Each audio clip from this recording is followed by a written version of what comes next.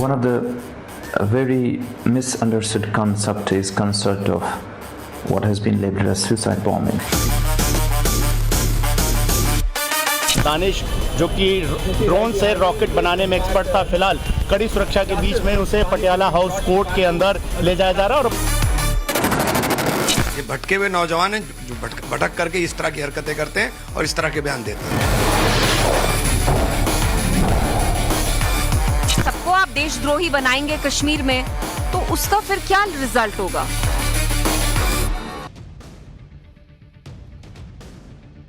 देखिए, ब्लास्ट तो दिल्ली में हुआ था, लेकिन इसने पाकिस्तान को हिला रखा, क्योंकि दिल्ली ब्लास्ट में जो नए खुलासे हो रहे हैं उनसे मसूद अजहर और हाफिज सईद जैसे आतंकियों का डेथ वारंट तैयार होता जा रहा है।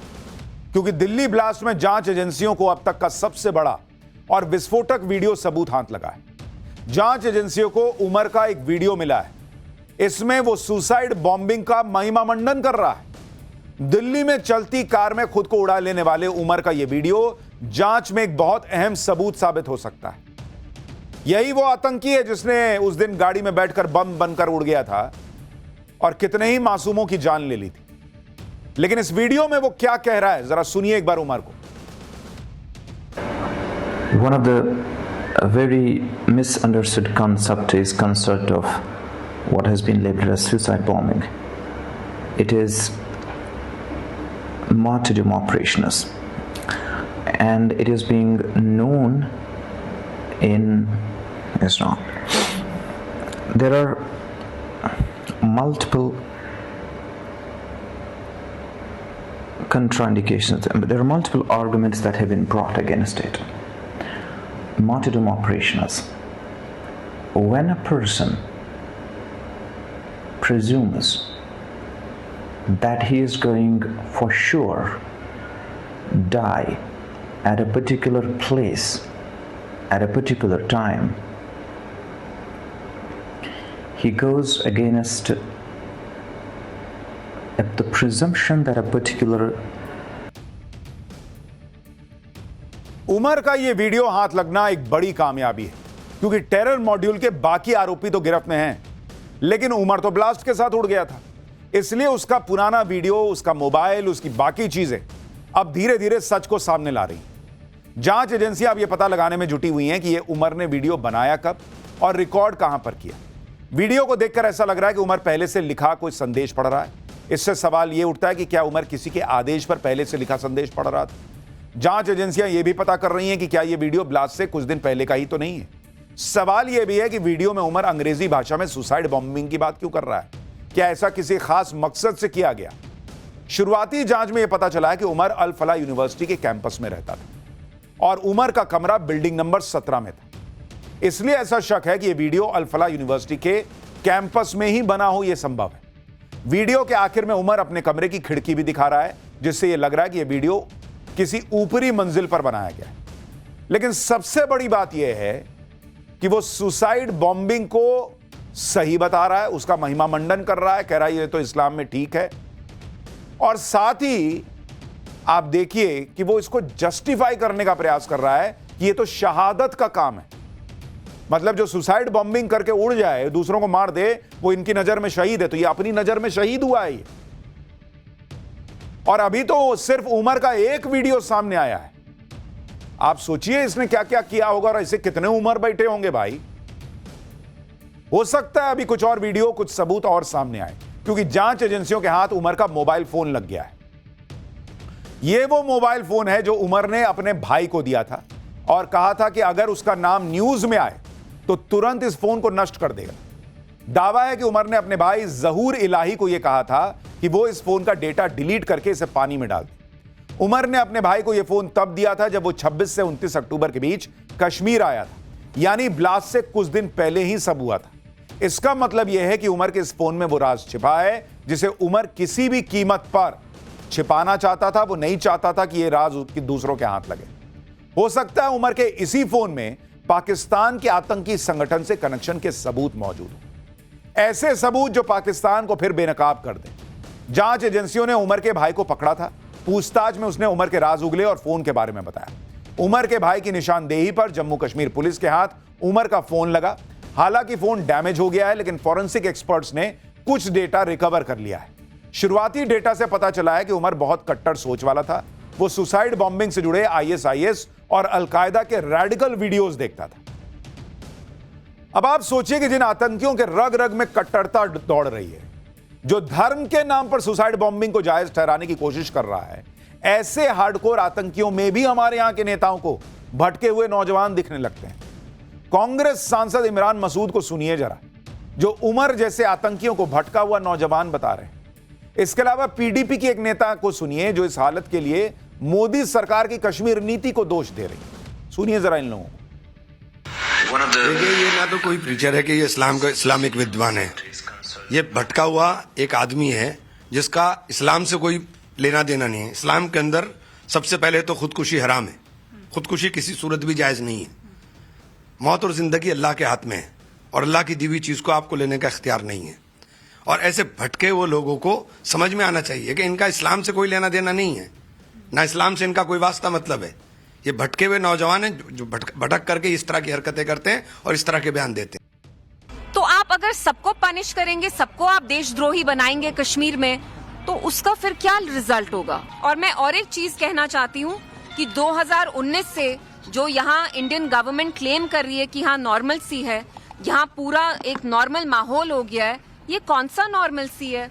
It is a matter of great concern कि इसमें डॉक्टर्स वर इन्वॉल्व। जैसे अब पुलिस अपना वर्जन कह रही है कि white collar doctors were involve in this whole network, जो इनको मॉड्यूल मिला। आप मुझे बताइए, एक डॉक्टर ऐसा कारनामा क्यों करेगा? दैट मीन्स कि कहीं ना कहीं यहाँ something is very very wrong, but they don't want to see what is wrong. Kashmir में कुछ रॉन्ग नहीं है मैडम, आपके दिमाग में रॉन्ग चल रहा है। आपकी पॉलिटिक्स रॉन्ग दिशा में जा रही है। आपको समझ में नहीं आ रहा कि आप क्या कह रही हैं। कह रही हैं डॉक्टर कैसे आतंकी बन सकता है। मतलब डॉक्टर की गलती नहीं है, डॉक्टर में कोई कमी नहीं थी, वो तो आतंकी बन गया क्योंकि सिस्टम खराब है। कश्मीर में हालात खराब हैं, कश्मीर में हालात खराब हैं। डॉक्टर उस वजह से आतंकी बना, तो उसको बाबरी मस्जिद का बदला क्यों लेना था? बोलता कश्मीर का बदला लेना है। 6 दिसंबर प्लान कर रहे थे ये लोग। बाबरी की बातें चल रही थी इनकी, दिमाग में बाबरी भरा है, उससे निकल नहीं पा रहे।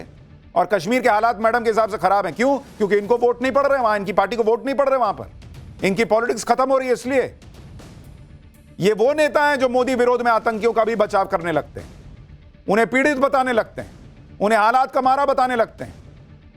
वैसे तो कहेंगे आतंक का धर्म नहीं होता, लेकिन बचाव फिर क्या देख के कर रहे हैं? जबकि इसी देश के सिस्टम में रहते हुए इन्हें डॉक्टर बनने का मौका मिला। अंग्रेजी सुनिए इसकी, 2 कौड़ी की अंग्रेजी है, फिर भी कहीं एडमिशन मिला, कहीं जो है वो पढ़ा लिखा डॉक्टरी कर रहा था,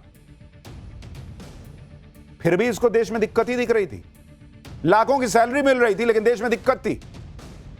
इनमें से किसी की सैलरी तो 4-4 लाख रुपया महीना है, फिर भी दिक्कत है। और तो दिक्कत तुम्हारे अंदर है, देश में क्या दिक्कत है भाई? इन्हें विदेश में घूमने का मौका मिल रहा था, डॉक्टर होने का मान सम्मान मिल रहा था। लाखों के रुपए महीने कमाने वाले और इंग्लिश बोलने वाले ये डॉक्टर दबे कुचले और पीड़ित तो नहीं थे। और पीड़ित होते भी तो आतंकी बनने का लाइसेंस थोड़ी मिल जाता है। फिर भी इंडी गठबंधन के नेताओं को इन आतंकियों में भटके हुआ नौजवान दिखता है। देश के हालात में कमी है, लेकिन इनमें कोई कमी नहीं। लेकिन जांच एजेंसियों को पता है कि ये भटके हुए नौजवान कितने रेडिकल थे, कितने हार्डकोर आतंकी बन चुके थे। दिल्ली ब्लास्ट में जांच एजेंसियों का पूरा फोकस उमर पर था। वो दिल्ली ब्लास्ट की सबसे अहम कड़ी है। उमर ने कार में खुद को उड़ा लिया था। और जिस तरह से उमर अपने वीडियो में सुसाइड बॉम्बिंग की बात कर रहा था, उससे दिल्ली ब्लास्ट में पाकिस्तान के आतंकी संगठन जैश-ए-मोहम्मद का हाथ होने का शक और गहराता जा रहा है, क्योंकि सुसाइड बॉम्बिंग जैश के आतंकी हमलों का ही एक तरीका है। दूसरी बात, 28 साल का डॉक्टर उमर उसी पुलवामा का रहने वाला था जिस पुलवामा में साल 2019 में सुरक्षा बलों पर आत्मघाती हमला हुआ था। उस हमले में भी कार सवार ने खुद को धमाके से उड़ा दिया था। पुलवामा हमले में भी जैश का हाथ था, और अब दिल्ली ब्लास्ट में भी उसी पैटर्न पर आतंकी ने कार में धमाके के साथ खुद को उड़ा लिया। इसके अलावा जैश-ए-मोहम्मद का कनेक्शन इसलिए भी पुख्ता होता जा रहा है क्योंकि जैश का पोस्टर चिपकाने की घटना की वजह से ही यह पूरा व्हाइट कॉलर टेरर मॉड्यूल बेनकाब हुआ। यह सारी थ्योरी, ये सारे सबूत जैश-ए-मोहम्मद की साजिश की तरफ इशारा कर रहे हैं। लेकिन नरेंद्र मोदी अभी इंतजार कर रहे हैं कि पूरा खाका खींचो एक एक सबूत जुटाओ, इतना पुख्ता जुटाओ कि दुनिया में जब पाकिस्तान रोते हुए जाए तो वो सबूत दुनिया के मुंह पे मारेंगे, देखो इसलिए मार रहे हैं। जब से भारत में आतंकवाद के खिलाफ प्रहार तेज हुआ, तब से पाकिस्तान के आतंकी संगठन खुद को बचाने के लिए दूसरे नाम से काम करने लगे। पाकिस्तान के आतंकी संगठन कुछ ऐसे संगठन क्रिएट करके गुमराह करने की कोशिश करते हैं कि लोगों को लगे कि अरे ये तो इंडिया में ही हो रहा है, इंडिया के लोग कर रहे हैं, इंडिया के संगठन कर रहे हैं। दिल्ली ब्लास्ट में कुछ ऐसा ही पैटर्न दिख रहा है। जम्मू कश्मीर पुलिस की काउंटर इंटेलिजेंस टीम जैश-ए-मोहम्मद और दुख्तरान-ए-मिल्लत के बीच कनेक्शन को लेकर घाटी में बड़े पैमाने पर छापेमारी कर रही है। दुख्तरान-ए-मिल्लत महिलाओं का एक कट्टरपंथी संगठन है, जिसकी प्रमुख आजिया अंद्राबी टेरर फंडिंग के आरोप में जेल में है। आतंकी गतिविधियों में शामिल होने की वजह से साल 2022 में गृह मंत्रालय ने इसे बैन कर दिया था। काउंटर इंटेलिजेंस टीम ने इसी सिलसिले में कुलगाम में एक डॉक्टर उमर फारूक भट्ट और उसकी पत्नी शहजादा से पूछताछ की। सूत्रों के मुताबिक जांच एजेंसीज को शक है कि डॉक्टर की पत्नी शहजादा दुख्तरान-ए-मिल्लत को फिर से रिवाइव करने में जुटी है। ऐसी भी खबरें चल रही हैं कि डॉक्टर उमर फारूक की पत्नी को जैश ने ही दुख्तरान-ए-मिल्लत को फिर से रिवाइव करने का काम सौंपा है।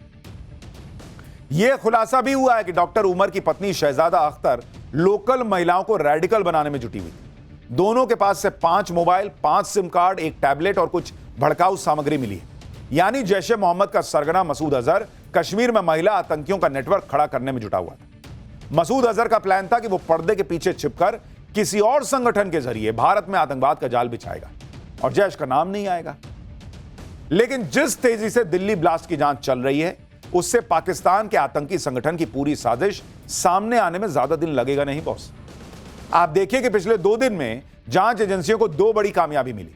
पहली सफलता, उमर का वो साथी आमिर राशिद अली पकड़ा गया है, जो आतंकी हमले की साजिश में उमर को लॉजिस्टिक सपोर्ट दे रहा था, जिसने उमर को धमाके वाली कार दिलवाई थी। यह भी दावा है कि दिल्ली ब्लास्ट से पहले सबसे आखिर में उमर ने अली से ही बात की थी। दूसरा, दिल्ली ब्लास्ट में उमर का को कॉन्स्पिरेटर यानी साजिश में साथ देने वाला दानिश पकड़ा गया।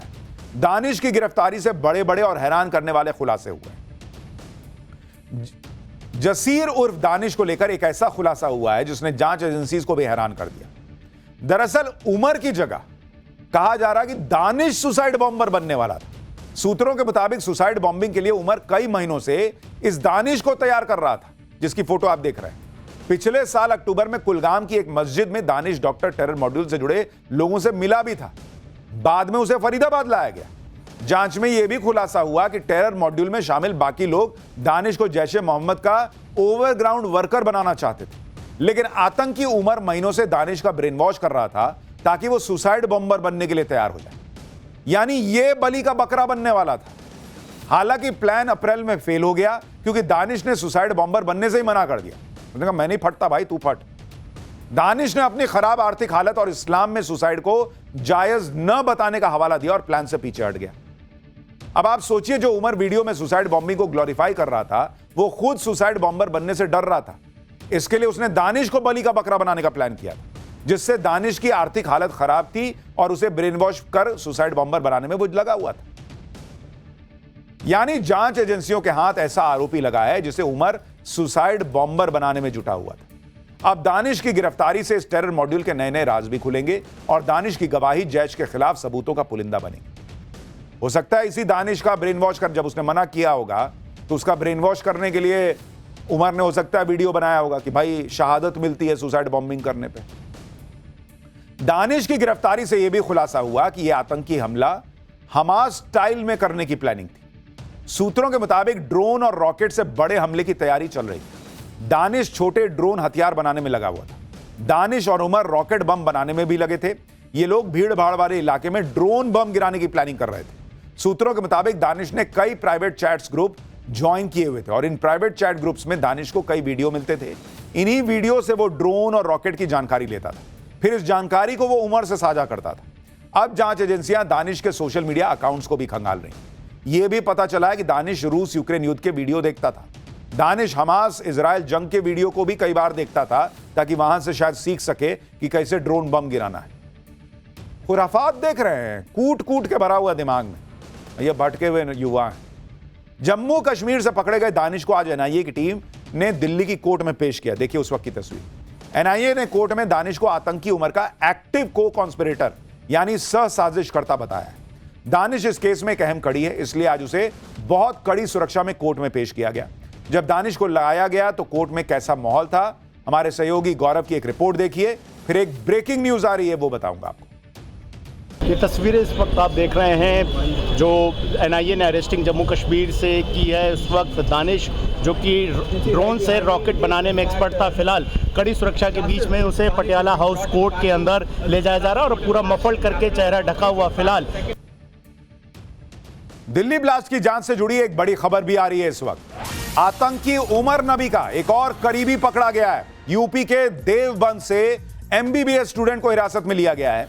उमर के फोन में इस स्टूडेंट का मोबाइल नंबर मिला था और उमर से इसके व्हाट्सएप चैट की बातचीत, उसकी व्हाट्सएप बातचीत की के सबूत मिले। फरीदाबाद की अल फलाह यूनिवर्सिटी का यह छात्र है और अब इसकी भी गिरफ्तारी हो गई है या उसको हिरासत में लिया गया है। जिस छात्र को हिरासत में लिया गया है उसका नाम अमजद रजा है। वो अल फलाह में एमबीबीएस का 3rd ईयर का स्टूडेंट है। यूपी के देवबंद के मोहल्ला पठानपुरा में छापेमारी के दौरान इस छात्र को कहा जा रहा है कि हिरासत में लिया गया है। दिल्ली ब्लास्ट में जांच एजेंसियों को नए नए वीडियो, नई नई तस्वीरें भी मिल रही हैं जो साजिश की परतें खोल रही हैं। जांच एजेंसियों को आतंक के आरोपी डॉक्टर शाहीन और डॉक्टर मुजम्मिल की साथ में एक तस्वीर भी मिल गई है। यह तस्वीर तब की है जब डॉक्टर शाहीन ने ब्रेजा कार खरीदी थी। जांच एजेंसियों को यह शक है कि डॉक्टर आतंकी हमले के लिए कई कार और विस्फोटक जुटा रहे थे और वो एक साथ सीरियल ब्लास्ट करने की फिराक में भी। अभी तो और कई खुलासे होने हैं जिसके बारे में आपको आगे बताऊंगा, लेकिन पहले यह देख लीजिए कि जैसे ही यह लगने लगा कि पाकिस्तान को फिर से ठोकने का नंबर आने वाला है, वैसे ही घबराए मुनीर ने पाकिस्तान में क्या किया। मुनीर ने पाकिस्तान के न्यूक्लियर कमांड सेंटर की कमान खुद ले ली। इसके लिए पिछले दिनों पाकिस्तान की संसद में 27वां संविधान संशोधन किया गया था। इस संविधान संशोधन के बाद मुनीर को पाकिस्तान का CDF यानी चीफ ऑफ डिफेंस फोर्सेस बना दिया गया। इसके साथ ही CJCSC यानी chairman joint chiefs of staff committee का पद खत्म कर दिया गया। इसका सीधा मतलब यह है कि अब पाकिस्तान में तीनों सेनाएं और न्यूक्लियर कमांड सेंटर का कंट्रोल सीधे मुनीर के हाथ में। मुनीर कभी पाकिस्तान की सेना को अल्लाह की सेना बता रहा है, कभी कह रहा है कि अल्लाह दुश्मन पर फेंकी मिट्टी को मिसाइल बना देगा। यानी मुनीर मान रहा है कि पाकिस्तान की मिसाइलें मिट्टी से ज्यादा कुछ है नहीं। मुनीर की एक मुसीबत यह भी है कि भारत जब इस बार पाकिस्तान को ठोकेगा तो पाकिस्तान लड़ नहीं पाएगा, क्योंकि खुद उसके जो एयरबेस भारत ने मिट्टी में मिलाए थे वो अब तक ठीक नहीं हो पाए हैं। ऑपरेशन सिंदूर में भारत ने पाकिस्तान के 11 एयरबेस फोड़े थे, जिसमें पाकिस्तान का नूर खान एयरबेस भी शामिल था। नूर खान एयरबेस पाकिस्तान का सबसे अहम एयरबेस माना जाता है। यह पाकिस्तान के रावलपिंडी में और इसी एयरबेस के पास पाकिस्तान का न्यूक्लियर कमांड ऑफिस का हेडक्वार्टर SDP यानी स्ट्रेटेजिक प्लान्स डिवीजन भी है। कुल मिलाकर भारत ने पाकिस्तान के उस एयरबेस को तबाह कर दिया था जिसके पास पाकिस्तान के परमाणु हथियारों का कमांड सेंटर है। और यह हमला कितना जबरदस्त था इसका अंदाजा इसी बात से लगाया जा सकता है कि पाकिस्तान अब भी ऑपरेशन सिंदूर के दौरान तबाह एयरबेस को ठीक नहीं कर पाया। और इसका खुलासा भारत ने नहीं बल्कि ओपन सोर्स इंटेलिजेंस नेटवर्क के एक्सपर्ट्स ने किया है। यह खुलासा सैटेलाइट की मदद से ली गई तस्वीरों के जरिए हुआ। नूर खान एयरबेस की 2 तस्वीरें शेयर की गई हैं। पहली तस्वीर में नूर खान एयरबेस पर नई फैसिलिटी बनाने का काम होता नजर आ रहा है।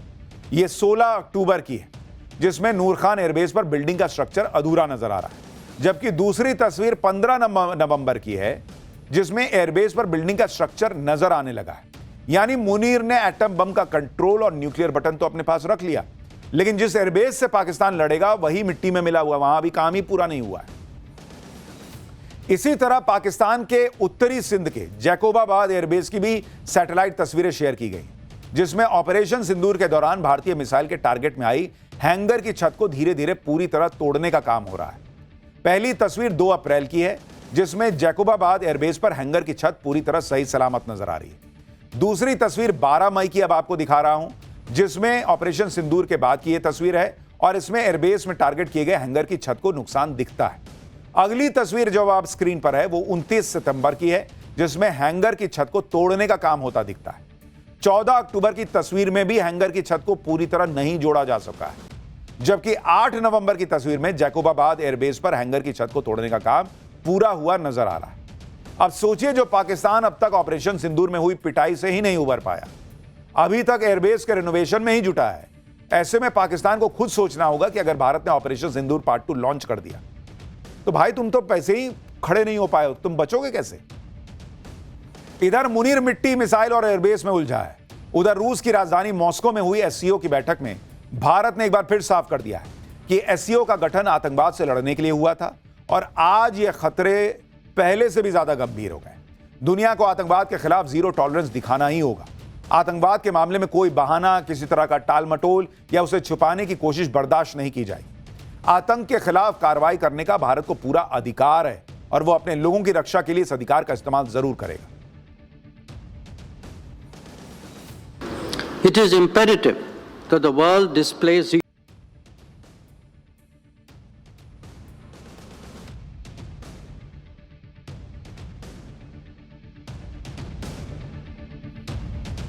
दिल्ली ब्लास्ट को लेकर भारत के विदेश मंत्री एस जयशंकर ने एससीओ बैठक में मौजूद पाकिस्तान के विदेश मंत्री इशाक डार को भी सख्त मैसेज दिया। भारत का मैसेज दुनिया को है कि वो आतंक का जवाब देकर ही रहेगा, यानी पाकिस्तान को हर हाल में ठोका जाएगा। उधर रूस की धरती से एस जयशंकर ने पाकिस्तान के विदेश मंत्री के सामने साफ यह क्लियर कर दिया कि भारत इसको बर्दाश्त नहीं करेगा। अब देखिए कि जो जांच आगे बढ़ रही उसमें कैसे कैसे सीक्रेट कोडवर्ड्स का भी खुलासा हुआ है। आप देखिए कैसे जो फूड डिशेज होती हैं, खाने के नाम पर दिल्ली और दूसरी जगहों पर धमाके की साजिश रची जा रही थी। बिरयानी और दावत जैसे कोडवर्ड का इस्तेमाल हो रहा था। खुफिया एजेंसीज के सूत्रों के मुताबिक आतंकी डॉक्टर्स ने बातचीत के लिए बिरयानी और दावत जैसे कोडवर्ड तैयार किए। बिरयानी कोडवर्ड का मतलब विस्फोटक से था, जबकि दावत कोडवर्ड का मतलब धमाका करने वाले दिन से था। चैट में बिरयानी तैयार है, दावत के लिए तैयार रहो, ये इस मैसेज का मतलब था कि बम तैयार हो चुका है, हमला जल्द होने वाला है। व्हाइट कॉलर टेरर मॉड्यूल से जुड़े आतंकी डॉक्टर शाहीन, उमर, मुजम्मिल और अदील इंक्रिप्टेड ऐप पर इसी तरह के कोडवर्ड में बात करते थे। सूत्रों के मुताबिक एनआईए को अल फलाह यूनिवर्सिटी में मिली डॉक्टर्स की डायरी में भी इसी तरह के कई कोडवर्ड लिखे मिले। कुछ कोड डिकोड हो चुके हैं, कुछ अभी डिकोड होने बाकी हैं। और जैसे जैसे आतंकियों के कोडवर्ड डिकोड हो रहे हैं, देश को दहलाने की खौफनाक साजिश का भी सच सामने आ रहा है। यूपी के सहारनपुर से गिरफ्तार हुए आतंकी डॉक्टर अदील ने कैसे वहां अपना टेरर नेटवर्क बना लिया था, इस पर भी हैरान करने वाला खुलासा हुआ। आतंकी डॉक्टर अदील के मोबाइल फोन और डायरी की जांच में एजेंसियों ने कई अहम जानकारियां हासिल की। पता चला है कि डॉक्टर अदील अस्पताल में मरीजों के इलाज की आड़ में टेरर नेटवर्क फैलाने का काम कर रहा था। जांच एजेंसियों के सूत्रों के मुताबिक अदील के मोबाइल फोन और डायरी से मदरसे के छात्रों, कश्मीरी छात्रों और मेडिकल कॉलेज में पढ़ने वाले छात्रों के नंबर मिले। यही नहीं, अदील के फोन से जम्मू कश्मीर की कई लड़कियों के नंबर मिले।